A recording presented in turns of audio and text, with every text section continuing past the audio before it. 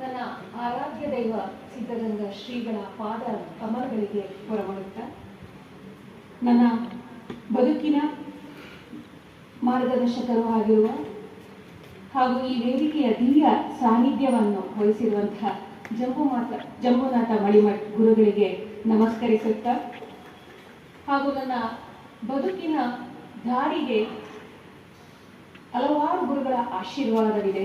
ಆ ಗುರುಗಳನ್ನೆಲ್ಲರನ್ನೂ ಸಹ ಸ್ಮರಿಸುತ್ತಾ ಕಾವ್ಯ ಪ್ರೇರಣೆ ನೀಡಿದಂತಹ ಕನ್ನಡ ಸಾಹಿತ್ಯದ ಪರಂಪರೆಯನ್ನೂ ಸಹ ನೆನೆಯುತ್ತಾ ಹಾಗೆ ನನಗೆ ಜನ್ಮವಿತ್ತ ತಂದೆ ತಾಯಿಗಳನ್ನ ಸ್ಮರಿಸುತ್ತಾ ನನ್ನ ಮಾತನ್ನ ಪ್ರಾರಂಭ ಮಾಡ್ತೀನಿ. ಇದು ಕೊಳಲ ಕನವರಿಕೆ.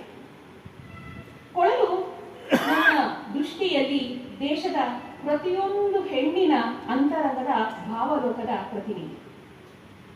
ಅದು ವಾದ್ಯವಾದರೆ ಅದು ವಾದ್ಯವಲ್ಲ.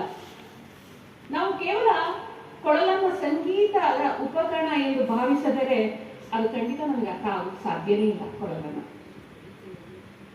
ಅರ್ಥವೂ ಆಗುವುದಿಲ್ಲ. ಅರ್ಥ ಮಾಡೋದಿಕ್ಕೆ ನಾವು ಪ್ರಯತ್ನವನ್ನ ಸಹ ಪಡ್ತಾ ಹೋಗ್ಬೇಕಾಗುತ್ತೆ. ಅದು ಕೊಳಲು ಆ ನಾದ ಅನ್ನುವಂಥದ್ದು ಎಲ್ಲರೊಂದಿಗೂ ಸಹ ಇದ್ದು ಯಾರೂ ಇಲ್ಲದ ಭಾವದೊಂದಿಗೆ ಈ ಕೊಳಲು ಸದಾ ಮಿಡಿಯುತ್ತಿರುತ್ತದೆ ಆ ನಾದವಾಗಿ. ನೀವು ಬಹುಶಃ ನಿಮ್ಮ ಒಂದು ಆ ಗ್ರಹಿಕೆಯ ನೆಲೆಗಟ್ಟಲ್ಲಿ ಇರುವಂತೆ ಈ ದನ ಕಾಯುವಂತಹ ಹುಡುಗರು ನೋಡ್ಬೇಕು.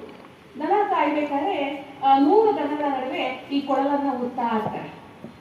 ಆ ಕೊಳಲು ಆಟದೊಂದಿಗೆ ಮಾತಾಡ್ತಾ ಇರುತ್ತೆ. ಆ ದನಗಳೊಂದಿಗೆ ಅಂದ್ರೆ ಆ ಗೋವುಗಳೊಂದಿಗೆ ಅವನು ನುಡಿಸುವಂತಹ ಕೊಳಲ ದನಿ ಅನುಗಣಿಸ್ತಾ ಇರುತ್ತೆ. ನೀವು ಬಹುಶಃ ತಿಳ್ಕೊಬಹುದು, ಗೋವುಗಳು ಯಾವ ವಾದ್ಯದ ದನಿಗೂ ಸಹ ಸ್ಪಂದಿಸುವುದಿಲ್ಲ, ಕೊಳಲ ನಾದಕ್ಕೆ ಮಾತ್ರ ಸ್ಪಂದಿಸುತ್ತೆ. ಹೌದಲ್ವೇ? ಈ ನಿಟ್ಟಿನಲ್ಲಿ ಇಂತಹ ಒಂದು ಪರಿಕಲ್ಪನೆಯನ್ನ ಈ ದೇಶ ನಮಗೆ ತಂದುಕೊಟ್ಟಿದೆ. ಅದನ್ನು ಪ್ರತಿನಿಧಿಸುವ ನಿಟ್ಟಿನಲ್ಲಿ ಅದು ಅಕಾಲಿಕ ಕಾವ್ಯವಾಗಿರುವುದು, ಸಕಾಲಿಕ ಕಾವ್ಯವಾಗಿರುವುದು ಅಷ್ಟೇ ಅಲ್ಲದೆ ಇವೆಲ್ಲ ಒಂದು ನಿಟ್ಟಿನಲ್ಲಿ ಒಂದು ಕಾವ್ಯದ ರಚನೆಯ ಮಿತಿಯನ್ನು ನಾವು ನೋಡ್ತೀವಿ.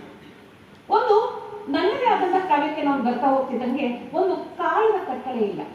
ಅದು ಕಾಲವನ್ನ ಮೀರಿ ಎಲ್ಲ ಅರ್ಥವನ್ನ ಮೀರಿ ಆ ಕಾವ್ಯ ಅನ್ನೋದು ನಮ್ಗೆ ಅರ್ಥೈಸ್ತಾ ಹೋಗುತ್ತೆ.